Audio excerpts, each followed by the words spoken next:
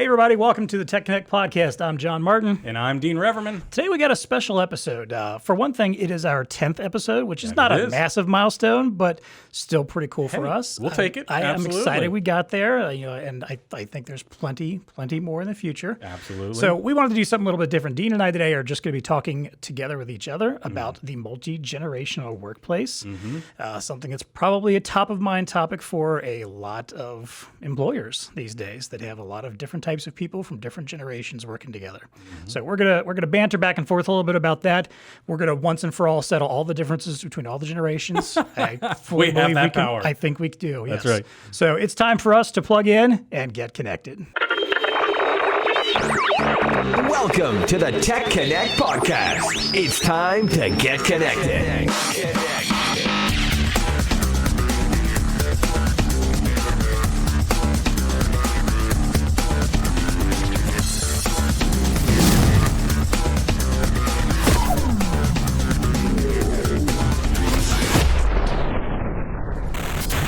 All right, as I stated, we have a special, different kind of podcast today. We want to talk a little bit about the multi-generational workplace. First of all, Dean, tell me, how do you define your generation? What generation do you think you're part of? Because it's not necessarily an arbitrary thing. Yeah, right. So I guess I'm classically defined in the Gen X generation of those folks that were born between 68, I think, 65 to into the early 80s. Yeah. And I am firmly in that, in that generation and all the stereotypes, I guess, that come along with Gen Xers and the like. But you know what, the other way that I was thinking about this is how do you define generations? And I think that the easy thing is to do the 20 year. Oh, right. Well, every 20 years, and maybe now it's 18 years, it's a different generation. And okay. And I guess that works from a timeline perspective. But the other way that I was thinking about it, John, is that for me, one of the biggest clues for a generation is the music that they listen to. Ooh, good call. Okay, so maybe that's just the musician. You're a music guy. That makes sense. Yeah. But that has some weirdness to it. And let me just go down a path here. So, like for example, I grew up with some folks that obviously they were in my generation. However, they didn't like any of the music of my generation. Didn't like any of the progressive rock or punk music, or just some of the things that kind of help to define the Gen Z. They would like 50s music. Right. And what I found out though is that their whole disposition was very similar to what you would stereotype somebody who listened to Sha Na Na and 50s type of music, very wholesome kind of, I guess, type of a thing. And I don't know. So I guess what I'm saying is you can be a part of a generation, but you can also feel like you're a part of a different generation, if you would. And I think you see that a lot in some people that think that they're younger than they are. Like for example, for me, it's clearly not part of the current generation in that I just don't get into rap. I mean, I don't have a problem with it. I love the beats and the musicality, but it's just not something that I'm in tune with. Right. So for me, that's a generational thing. But anyway, I think that part of what defines you and your generation is the music that you like to listen to. Yeah. Perhaps. Yeah. I don't know. I had honestly not thought about that when we were talking about this topic and getting ready for it, but you do have a very strong point there. I also consider myself as a Gen X, but I think something else you kind of mentioned that really sticks out to me is the idea of not feeling like you belong in one or the other. And I feel like the Gen X in particular seems to really have that kind of issue within us, where we know we're not boomers, we know we're not millennials, right? And yet we don't really get talked about that much as either one of those either. Like, there's a strong, and we're going to get into that when we talk about the workplace. Yeah, we're kind of sandwiched. Yeah, there's a strong discussion about boomers. There's a strong discussion about millennials. The two are kind of at war with each other in the workplace and in the social world in general right now. But we kind of sit back in the cut there and just sip our coffee and watch and go, what's going on here? Like, this is interesting. But as you mentioned, like on the music side of things, there are times when you feel more in tune maybe with something from a previous or a current generation. I know I'm all over the place when it comes to music. I grew up, even though I was born in '77, so I grew up in the '80s. never got into 80s music, never did anything for me. Funny thing is, I find myself loving a lot of current music that is very much influenced by 80s music. Ah, yes. So I didn't dig it course. then, but now I'm like, okay, this stuff The is Weeknd. basically, this stuff is basically 80s music, but I'm into it now. Yeah. And Funny for how me, it things was come more, around like yeah, that. exactly. For me, it was more the 90s. Like, and that's probably, and I think, a lot of this, and this is where we're going to kind of get into the topic of what does the generations even mean. A lot of it has to do with your upbringing, has to do with maybe, when you find yourself getting attached to certain aspects of society or culture or pop culture. And, I didn't feel like I really got into a lot of pop culture until the 90s. So 90s music, 90s television, 90s films, that's the kind of stuff that resonated with me. Fair enough. So I feel like I'm more of a child of the 90s. And yet, that's typically a generation that's associated more with millennials at this point. So, You think? Well, That's to interesting. some, Okay, to some maybe. extent, it could be. I don't know. Like I know. said, that's the hard part. See, when you were saying 90s, I'm thinking to myself Friends. I'm thinking to myself from a pop culture Right. type of thing. Seinfeld, that's TV, grunge music. I would associate, me personally, I would associate that to Gen Xers. I guess, I guess you're right. Whereas millennials would be soon thereafter, or maybe a little bit of a bleed. I don't Maybe know. it's, and again, there's no defined answer is to no. this, and that's the problem here. But maybe it's more about like whatever's happening and whatever you get into during your teenage years and your early 20s. I feel like that tends to set the tone. bar and Yep. the tone, for who you are and what your generation is defined as and what you define as good versus bad. And I couldn't agree with you more, and that's kind of why I go back to that music thing, right? It's like music it's a language, and people just attract themselves to certain types of music, and I think that just it's a beautiful thing, but I think that says a lot about personalities and Right. stuff like that as well. Right. So I don't know. I mean, I'm a progressive rock kind of guy, so that's the genre. If Right. I had to go on an island tomorrow, and that's the only thing that I'm listening to, Right. I'm listening to Rush and progressive rock, and I'd be fine. Right. There you go. Listening Okay. to that. Yeah. Okay. So, well, then let's dive into the overall topic here about, how this impacts the workplace. Yeah. And first of all, I do want us to kind of get into the idea of what the generations actually are. Our resident millennial, Sam Kalani, did a lot of good research for us, found some amazing articles that we spent time reading through, and I pulled a lot of content information out of that.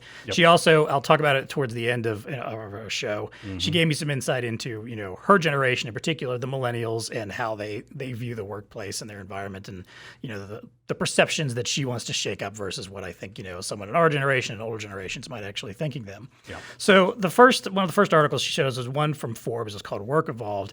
And the funny thing is, every single one of these articles had some kind of definition of the generations, and they were all a little bit different. But the general tone was that you've got boomers, which is, somewhere in the 40s into the 60s, typically mid 40s to mid 60s is that generation. Gen X, ours, as you mentioned, sometime in the 60s, mid to late 60s into the early 80s. Millennials, typically somewhere early to mid 80s up to the late 90s, closing in on the aughts. And then Gen Z, which is currently starting to enter the workplace, may have been born very late 90s, early 2000s. Those are the folks that are just now getting out of high school, graduating college, coming into the workplace. So potentially you have offices and workplace environments with 4 different generations, which is usually the case anyway. yeah. But especially that as more and more generations work longer and are expected to keep working longer before retirement, that's going to be the case. I mean, like I don't know that we're going to see, what is it, Gen Alpha, I guess, is now the current Oh, the newest my, I didn't- generation. okay, I yeah. think that's what they've gone back, because they're like, well, they hit Z, so they started back over and went back to Alpha. So I'm assuming we're not going to see any of them in the workplace at the same time as the boomers. But I'm curious, like, is Gen Alpha going to become to us what millennials became to the boomers? Well, history would say it would, right, right? Because exactly. every generation looks back and says, whatever. Even the boomers were looked upon as kind of a misfit nation, if you will, certainly in the eyes of the greatest generation Right. that came out of the world wars and really had a lot of struggle, if you will, when you think about all the things that they have gone through. In fact, not to sidebar real quick, and I don't think I'm going to get all my facts right, but if you were born in 1900, they were kind of equating it and making the analogy to somebody who was born in 2000. So if you were born in 1900, what you would have seen by the time you hit 50 years old, you would have gone through a pandemic. You would have gone through the Great Depression. You would have Two gone world through wars. two world wars, all by the time you're 50. Whereas, right now, well, I guess time will tell. But I mean, it's just how much that generation saw in that short little window. So, the other thing, John, that of course everybody realizes about the generations is the when you look at it on a grid, the amount of people that are in the boomer generation and the millennial generation. And I think that's part of when I said sandwich when you were talking earlier. Here's Gen Z sandwiched in between these two. And you can't discount that, because when you have as many people as you do in the boomer generation and in the millennial generation, that takes up a lot of wind in the room. There's just the numbers alone, have an impact on society, right? I mean, there's a lot of millennials out there. There's a lot more millennials than there are Gen Zers, right? And to that point, millennials now make up over 50% of the workforce. Righto. Which was a statistic that I probably should have known, but still kind of for a moment thought like, wow, I didn't think that. I still don't know that I believe it, but right? the problem it's one of those, it does. And I think the biggest problem is, and we're still in this mentality a little bit too, that we still look at millennials as like the youngins. Like, like they're just, barely out of teenagers, early 20s. They just got out of college. Like, that's what we still think of. But in reality, most millennials are now getting into their 30s. The traditional millennials are getting into their 30s. They're starting families. They may have children of their own. They're raising the next generation. They're where we were not that long ago either, when we first saw them coming up and going like, look at that generation. So I think that's a big misconception, is we still label millennial as anybody who's young, when in actuality we've moved on to another generation. But they're making up 50% of the workforce now and more. That's just going to keep growing. They are going to be basically in charge of the workforce very soon. So I kind of want to talk about a little bit some of the benefits of each generation. And here's the thing, like, again, we're talking all about this as a weird construct of what a generation means. You can say that boomers are technophobes who don't understand change and don't want anything to move. And somebody can show you their 80-year-old grandmother who is on writing apps. Yeah, who's writing apps and is on TikTok every day and has all the latest cool gadgets, gets the brand new iPhone when it comes out. It doesn't mean anything. Like it's you can't pinhole somebody and just stick them into a slot and say, all right, this is exactly what this person's going to be. So, but the typical traits that are assigned each generation, there was another article from ideas.ted.com that talked about this, that boomers typically are exhibited as the workaholic types. They work hard, they believe in hard work, they think that everything is about work, and that's their life, is how they get portrayed. Gen Xers tend to be more in the middle ground of looking at the work-life balance, where we go, I want to work hard and I believe in getting ready to go, but I also do believe in my time and having fun and not being defined by my work. You get to millennials. Millennials typically get defined as kind of the hopeful world changers, the folks that want to make the world a better place, want to improve on all the things that they see around them, and including in the workplace itself. And then who knows? We don't know yet what Gen Z is going to be like or what their expectations are going to be. So none of those sound like bad things. Like, they all sound like good stuff. Like there's nothing to complain about there. But I think where workplaces struggle sometimes is figuring out how to balance all of these things. That's exactly right. So one of the things that we came across was this idea of personalization in the workplace, which is how do you create communication? How do you create benefits? How do you create a workplace environment around 4 different types of generations that potentially are all working together and all have different needs or expectations of what a job is? So riff on that for a moment. What do you think about? Well, what's interesting, and I'm going to go back to the other article, Ideas at TED, and I highlighted a certain area that really, when you think about such things as that communication, how do you massage your communication, stuff like that? Let me just read this because I think it's impactful. We are so much more similar than we are different. People want work that matters. They want flexibility. They want support. They want appreciation. They want better coffee. But none of these are tied to a generation. So I guess the way I would answer that, John, is at the core, when you think about it, and that's so true. People are people, right? I mean, they want flexibility, want appreciation, those types of things. Whether you're a boomer, a workaholic, you still want those things, or if you're a millennial, you still want those things as well. So I think that, part of, what I would advocate is starting with that base foundation that, hey, look, we're all very similar in some ways. Now, you might have to communicate through different mediums. Obviously the millennials are much more into social, much more into a group type of a think than I think than a baby boomer or even a Gen Xer like myself would be. In the tools, the use of email or the use of boards or things of that nature as it relates to that. So I think that you have to spend time in making sure that you're communicating to folks in the way they want to be communicated in, but some of the basic messages, or if you will, that founding stuff is the same, no matter what generation. Yeah, I agree. Well, that's something actually that Sam mentioned when I, asked her about, her feelings about the workplace, and not to get too far ahead of ourselves here, but one of the things that she actually pointed out was a lot of what millennials fight for in the workplace, a lot of the benefits and a lot of the perks, aren't about, just taking care of some needy person or whatever. It's things that we should honestly all expect and believe in and feel is important in the workplace. And that when those things are fought for and they win them, that benefits everybody. We all get to benefit from it.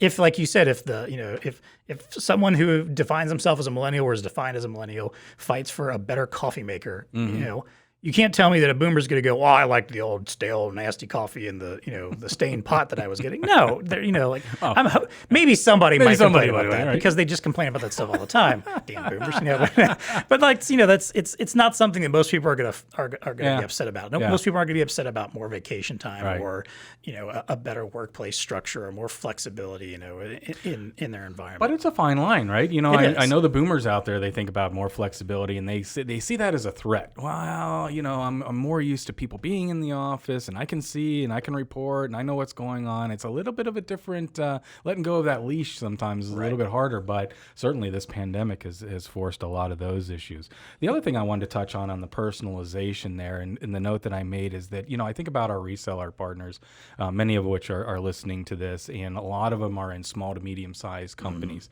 And, I can see their eyes kind of rolling back like, it's harder for us. We don't have time to cater a message for, look, if I only have 20 employees and 3 of them are millennials, why I'm going to cater the message, to that group. Look, one of the ways that you could do that is by leveraging some of the resources that you have. So I was thinking of like human resources or insurance and things like that. One of the benefits that I think that the companies can utilize, small to medium-sized companies can utilize, would be the power behind some of these larger entities that do have the resources that can speak to different generations. What do I mean by that? Okay, boomers might like everything to come to them in the mail.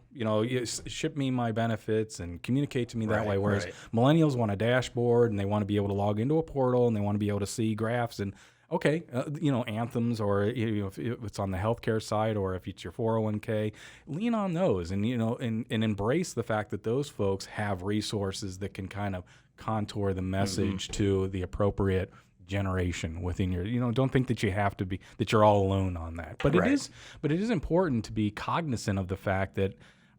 I'll just go back to I am more cognizant of the fact that we do have different generations and they do respond differently to communications, not to keep going down to communication. But anyway, that was the personalization side. Yeah, and let's be honest, hard to do. Communication is always going to be a huge part of what helps bring different types of people together. It's usually where everything breaks down. If you don't have proper communication, if you haven't found an effective way to communicate with everybody, then you can't expect everybody to get on the same page and work together. So there's no reason why that shouldn't kind of be the peak starting point for figuring out how to tackle a multi-generational workplace.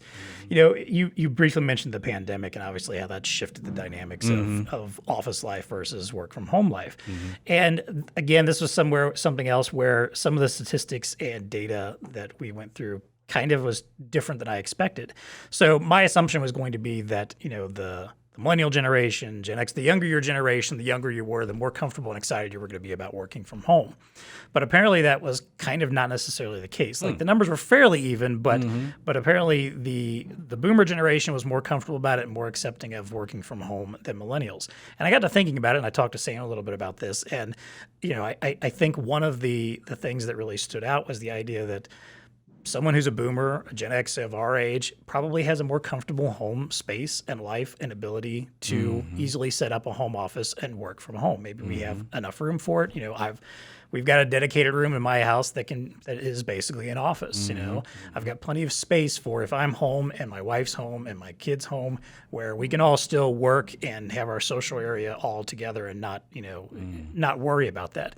Whereas someone who's maybe only been in the workforce for 5-10 years or so may not have built up that equity yet. Maybe they potentially are still working off college debts, or we've just had a financial crisis some years back, and not many years back, that they probably came into at a very young age and are still dealing with. Maybe they're just living in a small apartment. They don't have that kind of room or that kind of space. Maybe they don't have the dedicated resources they need to be working from home. So that was something I didn't consider before, and didn't realize, for them, maybe it is more beneficial to be in the office because they have everything they need in a place maybe that they don't, that the rest of us are more comfortable. That's really interesting. Yeah, and a little bit counterintuitive. Right.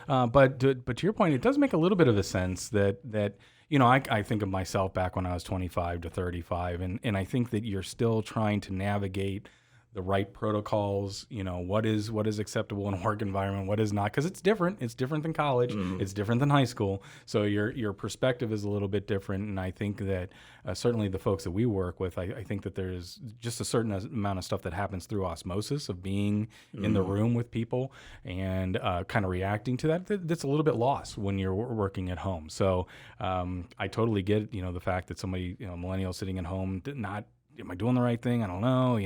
There's this communicate. I'm trying to communicate with older generations through my tools, and they're not really communicating. Right. And so, it's a two-way street, right? But anyway. No, we talked about that. I mean, one of our first podcasts, I remember we kind of talked about the whole virtual meetings, and all the various conferencing tools that were out there.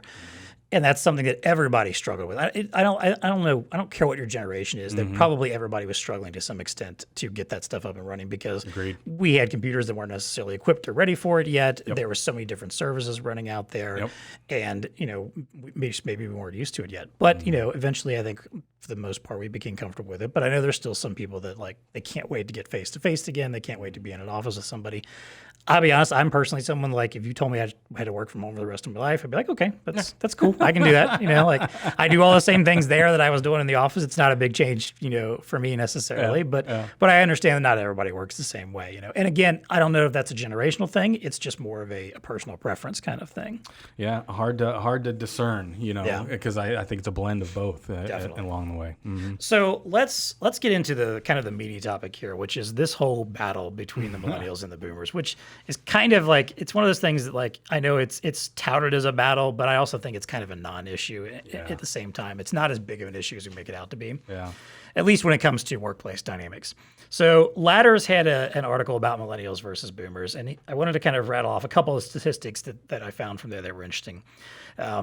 So one, when talking about the experience for millennials and for boomers, 30% of millennials said they felt that boomers were holding them back in the workplace, and 25% said they quit because of a boomer manager, boss, or colleague. On the flip side of that, boomers said that 36% of them quit because of a millennial boss or coworker or colleague, or manager of some sort, and that 52% felt like they were experiencing age discrimination in the workplace. So, again, that's fascinating. I think there's a huge gap between those two generations, at least as far as the workplace is concerned, that is creating this conflict, whether it's real or manufactured, that is kind of putting everyone in a place where they feel like, I don't know how I feel about this particular environment because of someone in my workplace that is of a certain age group and a certain mentality. Boomers complain about, millennials using their phones a lot. They complain about thinking that they're entitled. They complain saying that they think that they're lazy. Versus, I'm sure millennials probably complain that the boomers tend to be, they think the boomers are stubborn, or that they're not into technology, or they don't understand technology, or they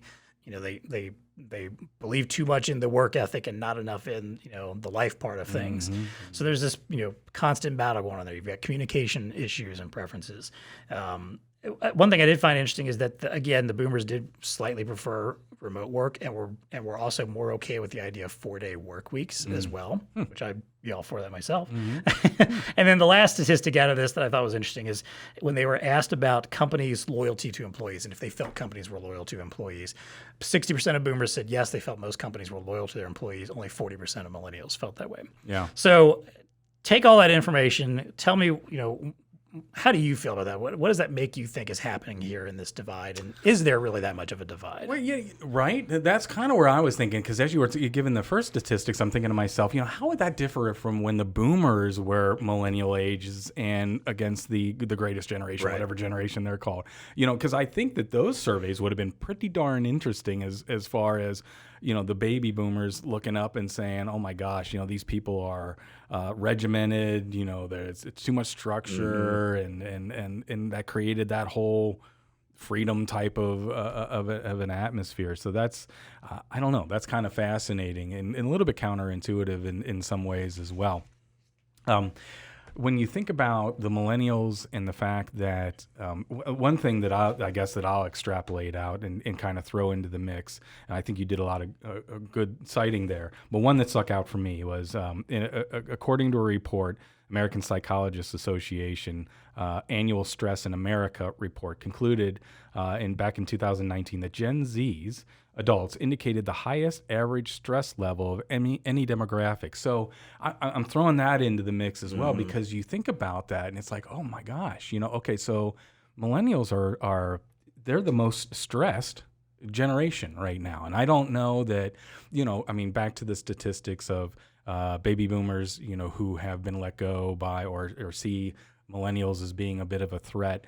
I don't know that I would have categorized the millennials as a stressful generation to me. But apparently I couldn't be more wrong. Right. That it is stressful. One of the things to go down a path, though, that tells me is that are the millennials, and I don't want to make a stereotype here, are they able to cope? Because stress is like how people react to stress is how do they cope with stress. And I wonder, if that's a generational thing. You got boomers who look at millennials, look at how they react to things in a business environment and say they're not coping really well with this, with whatever, the job or the strains of the job and stuff like that. I want to insert on that real quick because I wonder also, and this is where you get into maybe some cultural aspects of, the generations that, I think, we look back sometimes at our parents and grandparents, and we know that they dealt with a lot of the same things and a lot of the same, stresses about work and society and culture that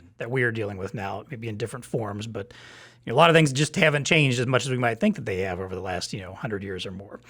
And I wonder if it's just the fact that like those previous generations were taught much more about, maintaining, I don't want to call it composure, but like internalizing their stress and their problems. Yep. And maybe they unleashed them in other ways that weren't necessarily healthy or, or beneficial to them versus, newer generations, which have been, taught and encouraged to be more open and honest about their feelings and about what's happening to them and, not internalizing all of their stress, but maybe externalizing it a little bit. And I think there's some benefit to that, like it's, sometimes the person that's yelling the loudest and shouting and saying, hey, something's got to change, that's the person that makes change actually happen. So maybe that's part of where, we're seeing that the millennials are getting stressed out about things that they look at and think, I don't know if I can change this. I know it needs to be changed. I'm trying to tell people it needs to be changed, but I'm also butting heads with potentially an entire generation that has a mindset of we don't mess with stuff. Like even if we don't like it, we just put our heads down and do it. We don't mess with it. Yeah. But I think that comes to the understanding as well. And I'll just go back to what I said originally, very early on. I think people's basic needs or whatever, everybody has the same basic needs, if you will. But what's curious, and that as I was listening to you talk, I think that millennials in that generation, and a little bit of my generation, Gen Z as well, just the optics around society are different. My grandparents, it was, the man went to work type of a thing. Right. The mom was, okay, maybe worked when the kids were out of the school age type of thing, but it was very much that. And I just, I think the stresses were different than today's world where, oh my gosh, you're dealing with both parents working full time, kids being dropped off, just that, and then wanting to do well for your child as far as getting them involved in sports and trying to lead them down the right path. Just a lot different stresses, sharing work at home, it's not a traditional type of thing. It's divvying up the duties and everybody's helping out. Right. It's just different. Right. Yeah, definitely. So societal changes, I think, are making a difference. And I think that what I have sensed is that more and more boomers are appreciating the fact that the world is different. It's different than how they grew up and what they were exposed to growing up, which again, just a stereotype, it would have been a more traditional nuclear type of family. Much different today. So if you kind of look at it through that angle, to your point, they're probably paying off college loans. They both parents have jobs, got kids in the fray, trying to get them involved in sport. I mean, it's like this endless list that you're trying to keep up with. Which, by the way, maybe we've hit a little bit of a reset button with the pandemic, but I don't know. That's a totally different topic. That's a good point. You said understanding the stresses. Right. And I'll just go back to that. It was very interesting that generation has the most stress right now. Right. And you mentioned something interesting there too when you talk about the desire to do things for your children and to make life better for your children. And I feel like that's kind of where this generational divide comes from, is the idea that every generation wants their children to have a better life than they did. I've never met a parent that said, I'd like for my kid's life to be crappier than mine was. No, like everyone's like, everyone tells themselves when they're young, before they have kids, and then, when they're getting ready to have kids and when their kids are young, I'm going to do all the things differently from what my parents did. My parents screwed this up and the world was like this. I'm going to make things different for my kid. They're going to have this, that, and this. It's going to be different than what these other people had from before. And if you're genuinely doing that, and that's obviously the noble, great thing to be doing, is, we should always want a better world for our children than we have. If we're doing that, though, then we also are setting them up into that situation where somewhere down the line, our very own generation or one before us may be looking at them and saying like, oh, these brats have everything that, we never had. When I was young, I didn't have all this. Like, wasn't that the point? Isn't that the whole reason that you fought to make things better for them and you gave them a better life? Maybe you, quote, spoiled them a little bit or just, actually gave them more than what you had, is because you wanted them to be more comfortable. And suddenly that becomes a liability somewhere along the way. Yep. And I think especially that happens in the workforce. That's a place where I think people kind of look and go like, oh, well, they had such a cushy life growing up. Like, well, did you not want them to have a cushy life? Like they didn't have to have hardships like you did. So why should we get upset about that? Yep. So true. So lastly, I want to kind of talk a little bit. I mentioned, I talked to Sam Claney, our content specialist and resident millennial. Yeah, resident millennials, take care of all of our social. We have other millennials at BlueStar, but we in our particular department, we think of her as like our local millennial. And I hate to like stereotype her and just be like, hey, you are the token millennial here. But I asked her for some of her opinions about the current situation with the pandemic, about workplace environment, what she interprets from it. And one thing she mentioned is like she's not upset at herself about working from home. We did discuss the idea that like, yes, some people may not have as easy of a structure for working from home as others, but she felt like, hey, this is something, we're doing the right thing, we're doing what we're supposed to be doing during this pandemic. I'm fine with working from home if that's what helps the general populace and the general good. She mentioned that millennials tend to get a lot of their information from various sources, and fact checks are important to them, and they always have a lot of different touch points to get information, which is sometimes where I think that's one of those conflicts sometimes you hear with boomers and millennials. Is boomers are like, all right, let's make up our mind and do it. And millennials let's think about it. They're only used to a couple sources of news information or whatnot. I mean, I can remember 3 channels. Oh yeah, same here. And it was Walter Cronkite or whatever. Maybe I wasn't that old, but you get the point. I mean, you had 3 sources of information. Okay, so you believed one or the other, and that's it. Today, oh my gosh, so many more data points. Exactly. And if you want to have an informed opinion, you can't just settle for 1 or 2 necessarily. You need to be looking around, and that goes for the workplace as well. That maybe sometimes they want to pause for a moment and say, hey, let's get all the facts together and let's figure this out from a multi-point of view and not just gut instinct or one or two pieces of information. She mentioned that, as far as like what she's looking for in a workplace, it's a supportive workplace where she feels like she gets support from managers, has mentors, colleagues are supportive, an open, supportive environment. And again, that led into the idea that, the things that I'm asking for and looking for in a workplace is things that everyone should be looking for. We all should want support from our colleagues, from our managers, from our mentors. We all should want, that stronger and better work environment. So, I personally, from my generation, look at it and see like, well, I know what I like and what I don't like, but I also do feel like as time goes on, I'm hopefully getting more inclined to not side with Millennial necessarily, because I don't want to take a side either way, in this whole argument, but more of think that, hey, what they're trying to fight for, what they're looking for in the workplace, what the next generation after that's going to be looking for is going to benefit me and is only going to make my world better as well. So why should I resist it? And picking up on that point, I am going to read from one of the articles that we had here, Millennials versus Boomers from Ladders. I think this is very contextual here, because I think that, and again, coming at this from a very, very high level, that Boomers are starting to understand that really part of the role right now of the generation is to be teaching in guiding, if you will. So part of what, and I'll just read it here, as Boomers will need to choose their words and actions carefully to inspire Gen Xers and Millennials, and then get out of the way so that they can execute. And I think both of those points, choosing your words carefully and being able to communicate directly to those generations, and then getting out of the way, sometimes hard for Boomers to do, a type of a thing. I think there's a lot in that just that one sentence there about how Boomers can affect the future and guide the ship, if you will, in the right way, if you will, as they see it, because obviously there's a lot of knowledge. There's a lot of that needs to be passed on, right. From generation to generation. So anyway, I thought that was pretty.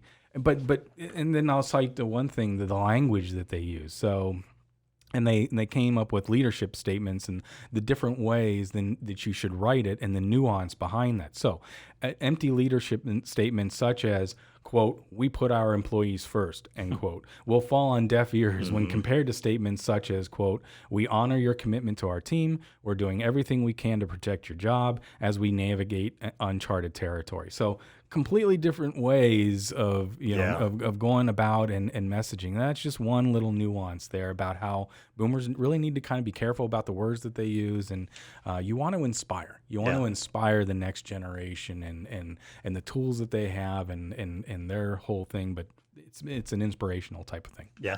What's funny there is, like, when you said that, like, it makes me think about the idea that, we've seen a lot of messages from corporate entities in the last few months about a variety of issues. Absolutely. Pandemic, some unrest in and cultural situations within the country. Like, there's been a lot happening this year already, and companies have been responding in a lot of different ways. Some to their benefit, and some to their extreme detriment. And I think there's a powerful message there about how you respond and the words you use. And I think this is one of those places where I admire Millennials and I admire the younger generation, because when they do put out the wrong messages, they will quickly be the first to call them out on it and point out, like, hey, this was not right. This was not the right message. Whereas I think our generation and the Boomers probably before us, again, that a little bit more of that internalization where we might think to ourselves, this isn't right. We might gripe about it amongst ourselves, but we're not necessarily going out there and shouting it out and saying, hey, everybody, take a look at what happened here. Don't do this. So I admire that when that happens, because again, I think that's the kind of thing that really pushes change and creates an environment where companies and management teams and executives really do stop and pause and think about, like, what is the message I need to be saying here? And why do I need to be saying it a certain way? Not just like, I'm going to check off the boxes in order to say what are supposedly the right things. Maybe you go have a conversation with somebody about, like, hey, is this the right message to be putting out right now? And let someone tell you, like, no, this is going to fall on deaf ears, or even worse, it's going to harm your company, or even worst case scenario, put you out of business. Because that stuff can happen, and it's something you've got to pay attention to and look out for. Yeah. And on that point, I know at BlueStar, we make it a point to have, when it comes to communications, we have multi-generations look at it, have the ability to give us feedback on it, because everybody's optics are a little bit different as relates to that. Yeah. Definitely. Well, this has been, as always, a fantastic conversation. I'm glad we did this. There's going to be more little one-on-one shows between us at some point in the future. Yeah. We kind of do little deep dives into certain topics. We like and to whatnot. banter. We told you guys way back when we did our trailer for this show that we could talk all day about topics, and we're happy to. But as always, we do want to hear from our listeners as well. Again, we're at 10 episodes now. You guys have heard quite a bit of us. Give us your feedback. Tell us what you are or not liking about the show. Tell us what you think about this particular topic, what's happening in your workplace, maybe what you're doing differently. You can find us on Twitter at TechConnectPod. You can email us, techconnect@bluestarinc.com. Go on to iTunes if you're listening to us there. Give us a 5-star review. Give us some comments. We'd be happy to maybe share some of the feedback or questions that we get there if they're good. We want to hear from everybody about what we're doing here. Yep. So. Building a community here. Exactly. If you will. Yep. So let's move on to our recurring segments, though. We're going to change at least one of these up a little bit, but we are going to start with the value to the VAR. And I kind of wanted us to talk a little bit. We've talked about this very broadly, but I want to talk about to our VARs directly. What are some things we think that our VARs should be doing, or really, honestly, any business, but especially our VARs, because they are our customers and our closest partners. What do we think they should be doing to make their businesses more welcoming for various generations? Yeah, I think it starts with understanding. It's not to throw out more statistics, but I think it's I forget the ridiculous amount of baby boomer generations that are going to be retiring within the next 5, 6, 7 years or so. So there's a lot of that is going to be occurring. So when you think about that, you have to think about knowledge transfer and the ability to allow to transfer the knowledge, but not dictate the knowledge, if you will. It's a nuanced type of thing, and I think that even small, it doesn't matter what size company, small, medium, large. There's a lot that can be benefited from older generations and conveying that knowledge down to younger generations, and then letting them execute in a way that they're comfortable with. That is going to change the world, and that's fine. That's a good thing.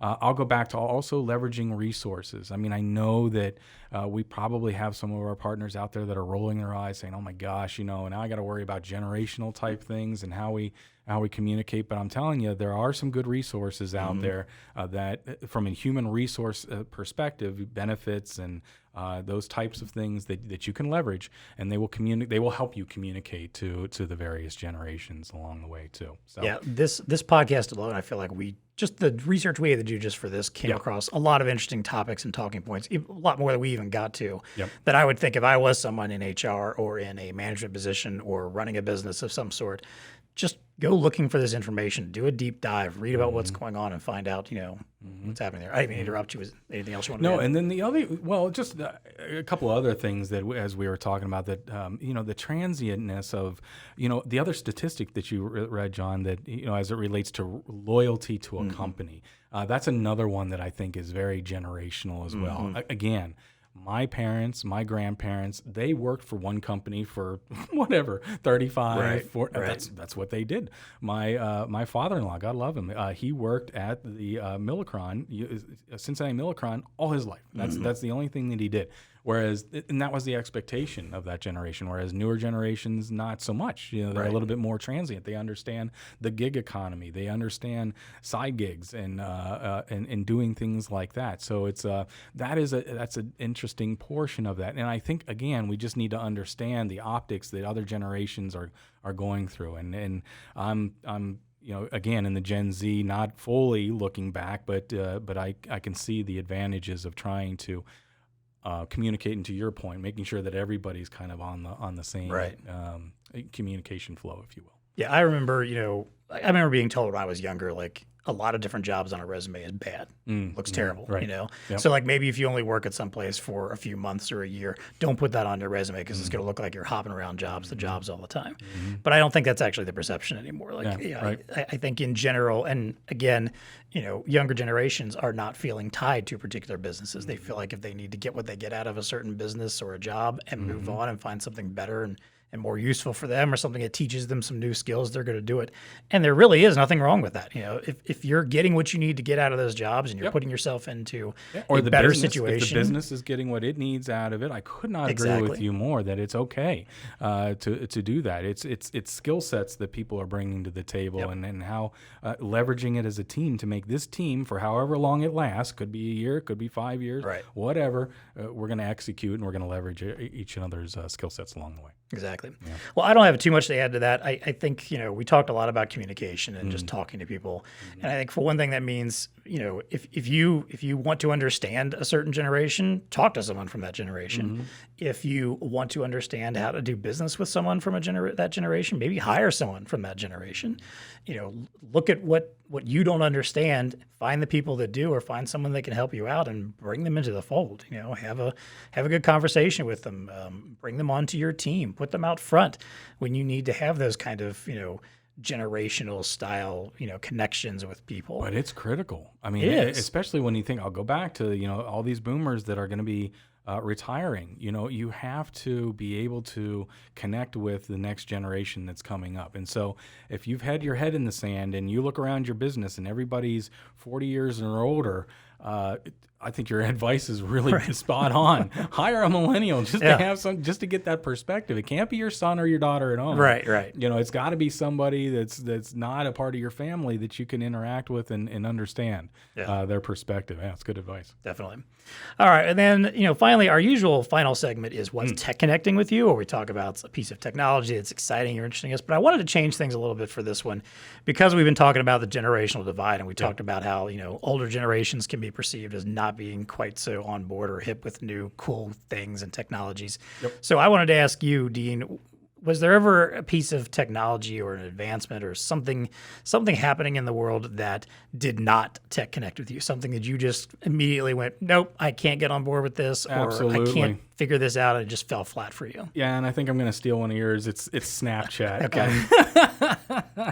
For me, I mean, I understand the technology behind Snap. My kids are on constantly, so I tried it. I understand conceptually, but believe you me, it's already advanced beyond what I even understand it to be. But I don't get just sitting around taking a picture of your forehead or your eyes and sending that to your friends, and then they're responding. It's all and you would think that being a marketer and a visual type person, I'd be all into that type of thing.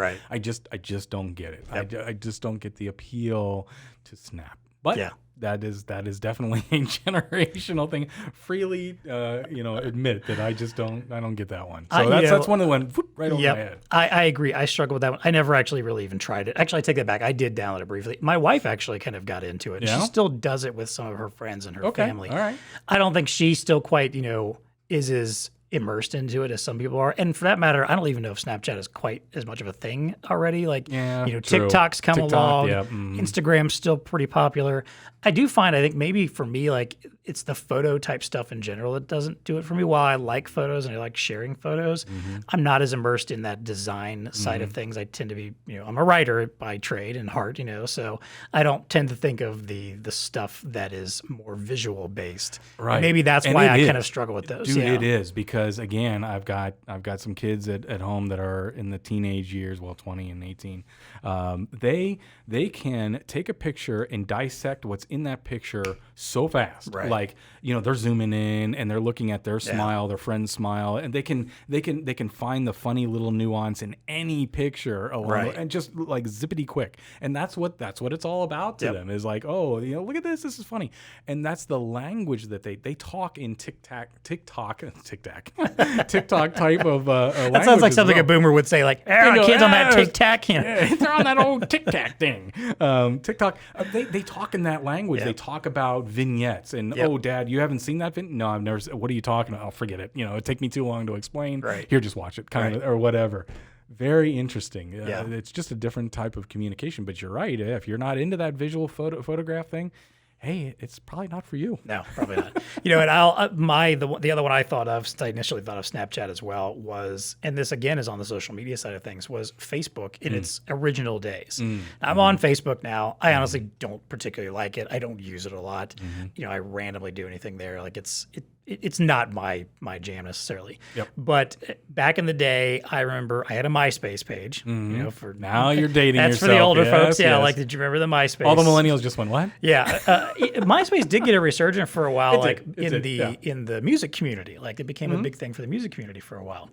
But I remember when Facebook started, and it was back at the time when you had to have a .edu address even to get in. Like it was college based only for a while there. Yeah. So I was out of my first run at college at that time, and I still had an email address though from my college. So I was like, all right, well I'll sign up for this thing.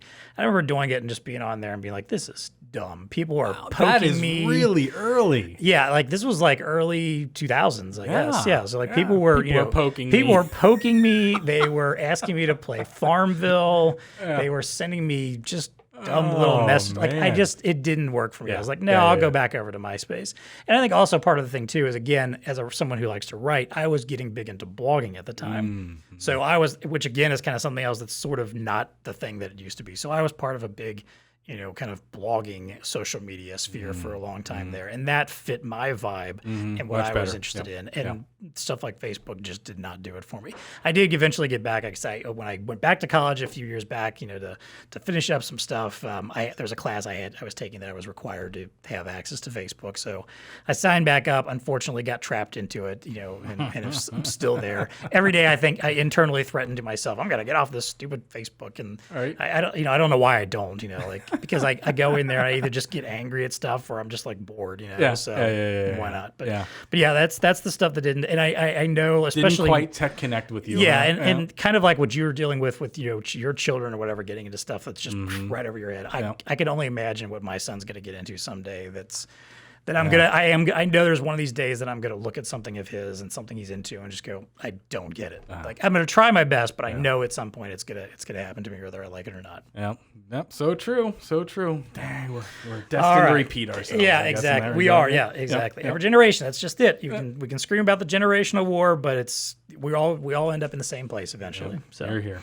All right. Well, that does it for us. It is time for us to unplug. Dean, thank you very much for the conversation. Absolutely. This was a good one. Hopefully, you listeners enjoyed what you heard today. Like I said, if you like this, there's going to be more of this. If you just hate the idea of just Dean and I talking, tell us. Hey, give us an idea. Yeah, give us another idea. Yeah, exactly.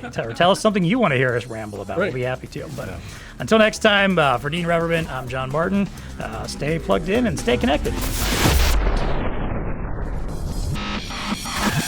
The TEConnect podcast is brought to you by ELO. Patient check-in and registration can be a lengthy, complex process in the best of times. Simplify it with a self-service platform from ELO.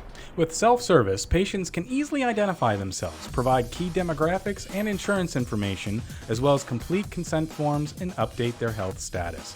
ELO's range of display and mount options provide flexibility for your environment and accessibility to patients. Adding peripherals devices couldn't be easier to include things like payment terminals, printers, and thermal cameras to quickly identify and separate infectious patients.